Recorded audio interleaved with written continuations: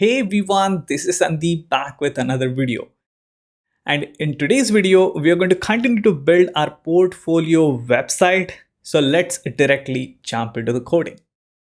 So in the last part of the video, I'll just open the application for you, right? We have built this sidebar navigation. Looking good, right? This is a logo, or maybe you can put your image here. And I have put some social links.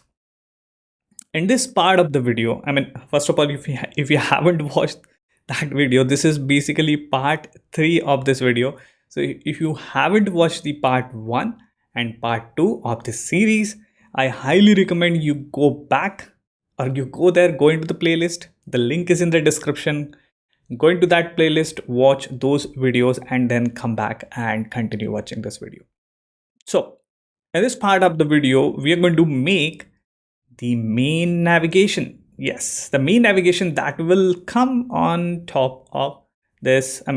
So my application is divided into 2 areas actually. So this is a left hand side part, and there will be another area which is called the right hand side part, where on the top I'm going to have the main navigation, main important navigation. So let's directly start with the HTML structure. So I'll go back to my Visual Studio Code, and yeah, so I'm going to put some comments. Putting comments is a really good idea. I don't know why this is opening. So let's put some comment here, some HTML comments. So this is my sidebar navigation, and I'm going to take this comments, and let's start with something. So this is my main site, or main website content, something like that. Cool. I'm going to save. I'll go back and see it doesn't have any impact. Okay, so comments are comments, they're not visible. Okay, so I'm going to start with the main. So inside my main, so basically my website or application, I would say, is divided into 2 vertical section. The first one is this one. This is my sidebar navigation, and I'm going to have one more section, this white area, right? That will be my main section, where I'm going to put all the main content of my website. So main, inside main, now I'm going to put a header, not head. I want to put header element, and inside that I'm going to have a nav. So I'm going semantic. I'm writing meaningful HTML, and this is really good. You should write your HTML. Think like you're writing a story, right? So when you write a story, you make it meaningful. Similarly, we write HTML and make it meaningful. So my main content, inside that I have a header, and inside my header I have a navigation. So I'm going to give some class name to my navigation. So class, and let's give it a class name of main nav. And I'm going to go again semantic. I'm going to use UL. Inside UL, I'm going to have 5 different LIs. Okay, and inside that LIs, I'm going to have anchor tag. Inside that anchor tag, I'm going to put href equals to hash. And there you go. My navigation is ready. Not completely ready. So unordered list item anchor, and this time I'm going to put some text into my links. The first one will be home. Second one will be about. I'm just going to keep about. Third one would be skills. Skills are really important, right? And the next one will be testimonials. I don't know if the spelling is right. Testimonials. And the last one will be contact, right? So if you're a programmer, software engineer, right, or anyone, right, portfolio website is needed for everyone. It's like presenting yourself, it's like talking about yourself. So definitely you're going to have home, about, skills, testimonials, which is like people talking about you, right, and contact. And probably I need to put one more. So maybe I'll put one more that's called projects. We'll talk about some of the projects. We will showcase our projects, right, whatever projects you have worked on. I'm going to save. And now if I go back, see that my navigation is ready, partially ready. I mean, the HTML structure, the text part of my navigation is ready. Now let's directly jump into the CSS, the most beautiful language in the world. So I have the CSS file, and I'm going to copy this one, sidebar nav, and I'm going to paste here. So I'm going to call it main nav. And first of all, now let's apply the box analogy, right? So I have this main box, which is what? Which is this one, this white area, right? Whatever you see, this is my main box. Inside that main box, I have a header. So I want that header box to have a height similar to this logo or this image, right? So this header. So I'm going to target the header first, and so it's a meaningful, right? Header only. So I'm going to target the header, and first of all, I'm going to target the main element actually. So I'm going to target the main element, and I'm going to set the flex property of main element to 1. Now, what is meaning of this flex? This is a shorthand property for flex grow, flex shrink, and there's one more, flex basis. I need to refer my notes now. Flex basis, right? So I'm just setting the value of flex grow. So you can write something like this, flex grow 1. Or you can write flex 1 because the first value is flex grow.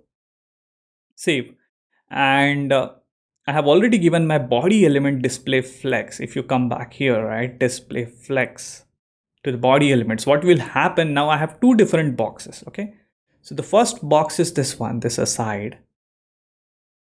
This is the first flex item because my body element is display flex. This is the first flex item, and this main will become the second flex item. So what's going to happen if I save, right? Nothing is going to happen actually. It is going to look similar because this is the first flex item, and by default my flex direction is row. It's in the horizontal direction, right? So the first flex item, the second flex item. Really easy. Apply the box analogy, and you can create awesome layouts using flexbox. Okay, now I'm going to target my header element, and why not start with the background color?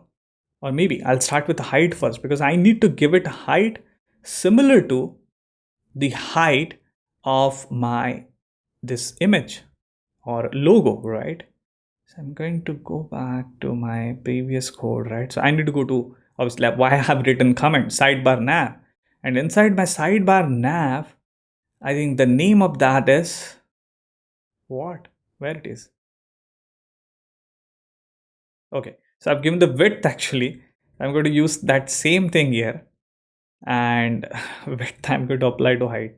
So paste. I don't need width actually. So again, I'm using the calculated values, right? The calc function, 3 viewport width, 3 viewport height. I'm going to save it. And now if I go back, I need to put some background color also, right? That's how I'm going to see it. I'll go with the background color, and I'm going to use variables. Inside variable this time, which color? Which color? Let's use the tertiary one, and let's see how it looks. Voila, right? So now we see the header with the background color, and it got the height of this image only. So if I resize my content, see that? See the magic of calculate function. This is the beauty of calculate function.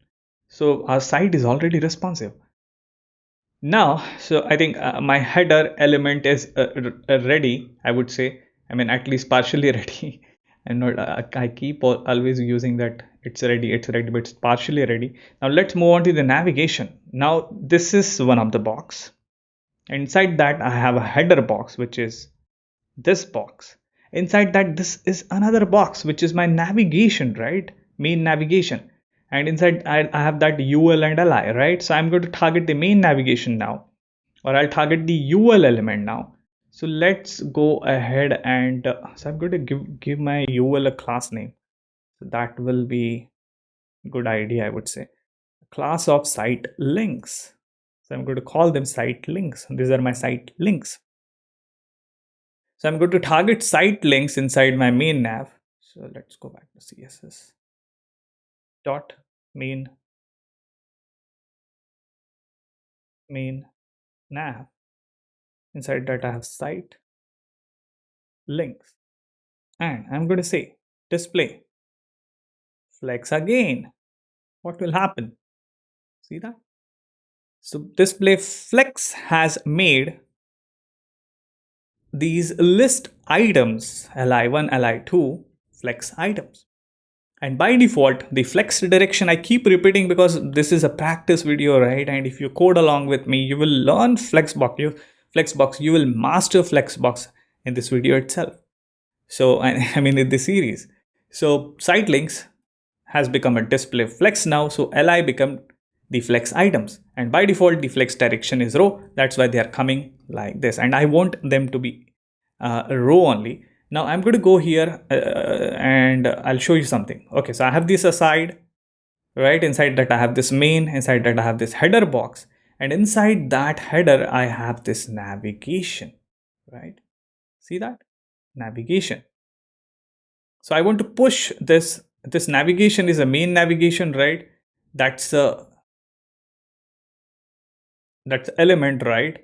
So now I want to push my nav, my UL, right? Now this is a flex, this has a display flex. So I need to push somewhere, on the right hand side. Basically that's what I'm targeting. I want to push my UL, this UL to the end, and for that purpose I can use justify content. Now what is meaning of justify content is nothing but it align your content on the main axis.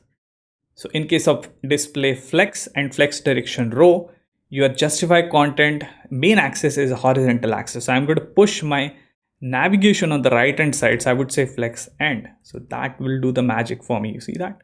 My navigation is on the right hand side now. I want to put in the vertical direction, right? In the vertical direction, I wanted to have at the center somewhere here, right? And for that purpose, we use something called align items property.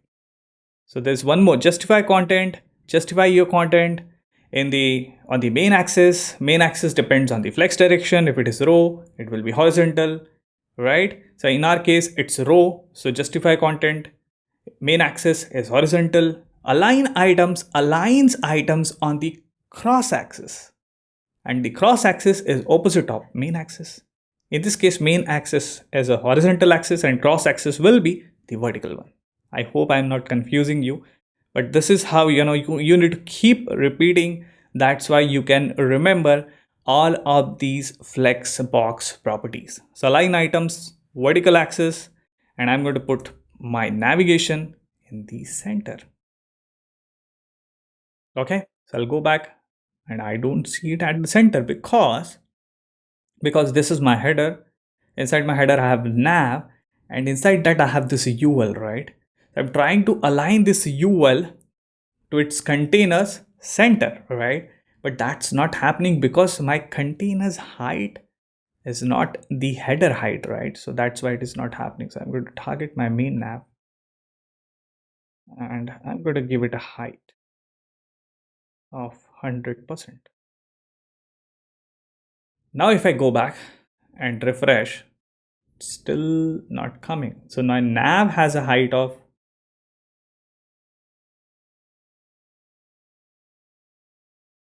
but still my UL is not coming because my UL also I need to give a height of 100%. That's how it's going to align the items. See that? Now I got my navigation aligned at the end and in the center. Okay, so I see these dots or these circles, right? They're coming from the li, and we have already written some of the list style none, right? So we're going to have so many UL allies probably in the project, several or few of them maybe. So I'm going to move them into reset. So where is the reset part? So this is our vars and this is our reset, right? So I'm going to put some comments here. This is my reset. So let's have some comments for that. Reset. Okay. And yeah, I just need to say reset. And here I'm going to say UL. Let's style none. And that's going to remove those circles. Next, I want to remove this underline, right? So this is a text decoration property of the anchor tag. So I think I'm going to use some pseudo elements here. Anchor with visited and anchor with active. If this is a state, text decoration would be none. None. Okay. So that's going to remove the underline part. Okay, so I think it is not working because I have used the visited state and the active state. Visited means I have visited that link, and active is when we tap on that link. That works for the mobile. So I'm going to add one more state here called the link state. So this is the default state of my this is the default state of my anchor tag. Okay, so I'll go back to my application now, and if you see that, right now the underline is gone. So this looks good, and I did some correction around the spelling of my testimonials also, because I just checked on the Google, right? So I need to open, so I do some mistakes in spellings sometimes. So testi it's testimonials, not testimonial. So that's one of the correction I did. Okay, so looks good. I think let's move on now. I'm going to add some padding around my links. That's the next part, right? So for that purpose, I'll go back to my code and I'll come back to my anchor tag. So basically I need to target my site links. I'm going to target the site links, and I need to look at the HTML structure. So this is site link. Inside that I have li, then I have the anchor tag. So I'm going to target the li, then the anchor one, and I'm going to add some margin on the right side, and I'm going to use the calculated value here, because see, we are targeting to create our portfolio website responsive from the start. That's why I'm using all these calculated values.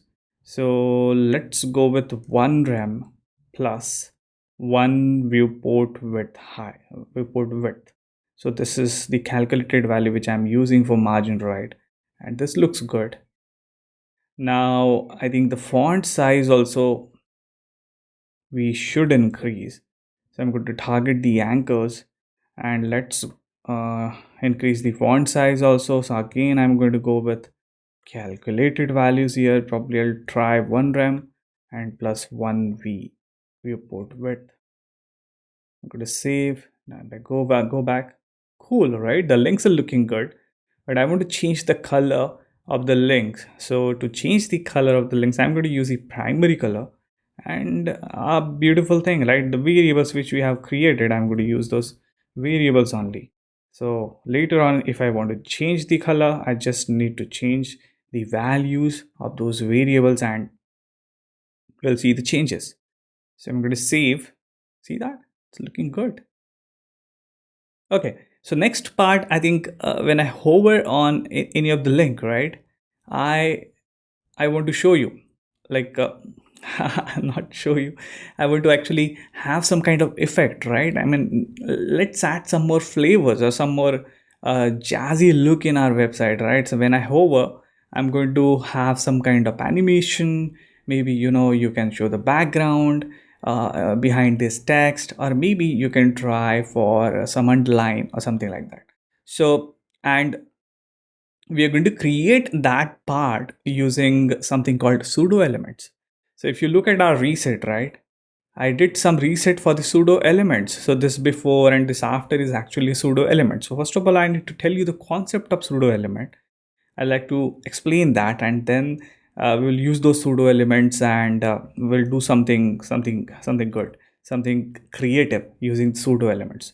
So I can create. So pseudo element is nothing but a new HTML element or another HTML element you're adding just before the element and after the element. So you have two choices. Actually, you can add an element before the element and after the element. Okay, so let's target this anchor tag. So I'm going to inspect this anchor tag for now. So if you look at this anchor tag, right, this is inside the li, right? I have the anchor tag. Now I don't have anything before the li and after the li, and I'm going to put that. So if you want to target your li, so I'm going to target the link state of my li. Okay, so when my anchor is in link state, and I'm saying, okay, I'm going to create a before pseudo element. So I'm saying, hey, when my anchor tag is in the link state, can you add this just before the anchor tag? So I'm saying add this element, this content actually. So I'm saying I'll put some, I'll put the percentage sign just to show you, right? So I'm going to save now, and if I go back, you see that this is the anchor tag, this is the anchor tag. All of these are anchor tags, and now it has put this percentage sign just before that anchor tag, and you see that here, right? Inside my anchor, basically inside the anchor, not outside the anchor, inside the anchor, just before the content. Okay, I need to do the correction here. Just before the content, you see this before, right? Inside the anchor, just before the content text, I got the before, and this was not there previously, right? I'm going to remove this and show you once again. I'll Control X and save. See that I don't have anything inside the anchor, I mean before the content actually. So I'm going to save this now, and again I'll come back and you see that percentage sign. Now next, let's try, I'm going to show you one more. I'm going to target the link. Okay, so let me show you the after part first, and then probably we'll move on. And after also I'm saying, hey, target the anchor tag when my anchor is in a link state. Just after the anchor tag, add this content, this percentage sign. I'm using that percentage sign for both before and after. Now when we expand the anchor tag, we see before content, we have the percentage, and we have something, I mean that percentage sign after the content also. Pretty easy, right? So we can create such kind of content just before the, inside any element, just before the text content, I would say. So I'm going to target this before and after element. So now think of this before and after like any HTML element. So you can target these elements now, and you can do the styling, right? So I in my link state and in my active state. So I need active state also. So because I'm considering mobile devices also. So I'm going to change this to active. Active is like a tab, and I'm going to change this also. Just paste here. So this is before.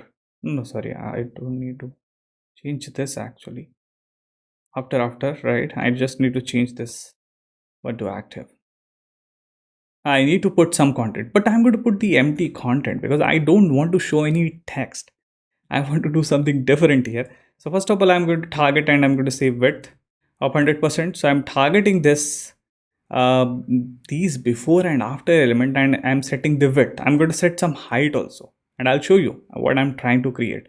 So I'm going to give it a width, height of 0.25 rem. That should look good actually. So now my content has a width of 100% and height of 0.25 rem, and I'm going to set the position of the element, that pseudo element, because it's like inside the anchor and behind the anchor, something like that. It doesn't show up actually if you don't use the absolute positioning. So this is also one of the critical step that you need to take once you give any element position or absolute. So there is a document flow. I'll show you. This is your document. So this is a document flow. Think like it's a page, right? And when we target any element, and when we say position absolute, what happens, think like another page has come on top of that existing page. So now you have two pages, right? So some elements are in the page one, are in the document flow, and some who has a position of absolute, now they came into the other document, which is like overflowing on the previous document, I would say. I think, yeah, that's how it works. So position absolute, and now I'm going to give it a background color. I'm going to use the background color, and I'll use the primary one only because my text color is in primary. Now if I go back, see that? Look at beauty of pseudo elements, right? These lines have created these lines, right? And basically there are two different lines here. If I expand this anchor tags, I have one line, then another line, and those lines are actually overlapping with each other. So somehow, so one a line I have created for the before element, and another line I have created for the after element. And I'm going to do one more thing actually. So I did position absolute. I'm going to say left 0 also. So what's going to happen if I do that, right? See that? The line is starting from here. And why it is starting from here? Because I said, hey, target the anchor tag with a pseudo element, and position absolute, and left it should start with at 0. So whenever now this is critical point. Stay focused whatever I'm trying to tell you. This is critical point. Why? Because whenever we use absolute positioning, there is something called relative positioning which you need to consider, because this absolute position always work with the reference of something else, with the reference of container. Okay, so my anchor tag and this before element, right? So now this before element, when I say position absolute, it's going to check for its parent. Okay, now this before element parent is anchor tag, right? Do I have a position of relative on the anchor tag? But I don't have it, right? Okay, so it's going to check for the li. Do I have a position relative of li? I don't have it. It's going to go up in the hierarchy, ul, nav, header, main, but it doesn't see the position relative written anywhere in the code, right? So if it search for the relative word, it's not written anywhere. So it goes ahead and aligns my item. It takes the left 0, that reference point, based on the HTML document.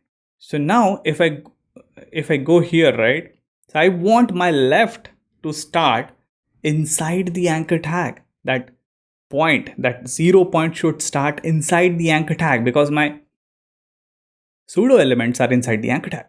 So I'm going to change, I'm going to give that reference point for my absolute positioning. So to make absolute positioning work, you need to give it some reference point, and that is something called position relative. Now if I do this, see that? They're coming, right? So this is left 0, this is left 0, this is left 0. If I take this, position relative from here, and maybe if I move it to my site links, what will happen?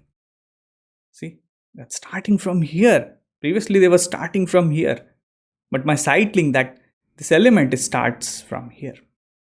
I hope you understood. This is critical point.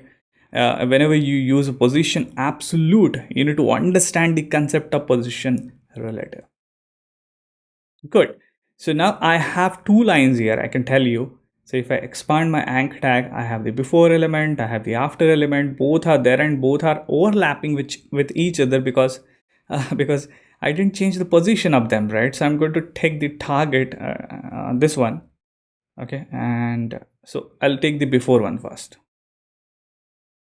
and I'll target the before elements, and I'm going to say top 0, and nothing is going to change, because yes, they will be there top 0, but now you see something, right? Now my after element is just below that. So that's how I'm going to target the after element also, and I'm going to change its positioning to bottom, and bottom will be 0.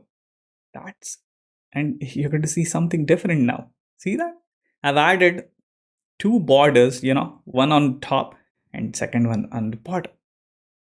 But I don't want to show this borders always, right?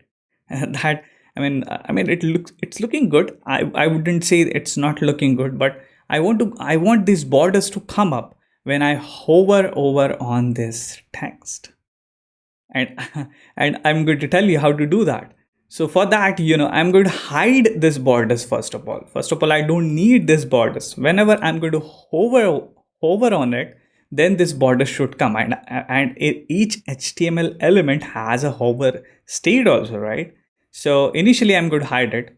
So maybe I'll go here and I'll use the transform property, and I'm going to change the scale x to 0. What it's going to do, so it's going to target my anchor before and after elements, and it's going to hide it because that line, right, and that line scale x, I have made it to 0. The default value is 1. So if I say 1, see that those lines are there, I made it 0. So it's a scale, that scaling part I've changed here. And now when I'm going to hover over on my elements, right, on the before element and on the after element, I want to show those elements now. I'm going to say transform scale x1. So when I hover,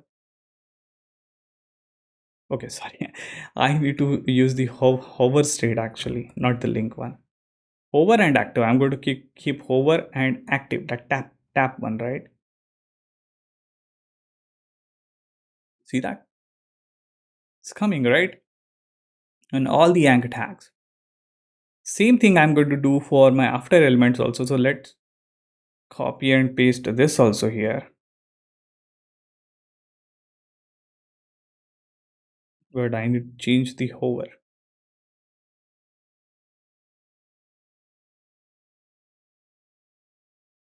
See that? Now both are coming, right? But they're coming quite fast, I would say, or abruptly, right? I want to have some kind of animation, smooth animation when they're coming, right?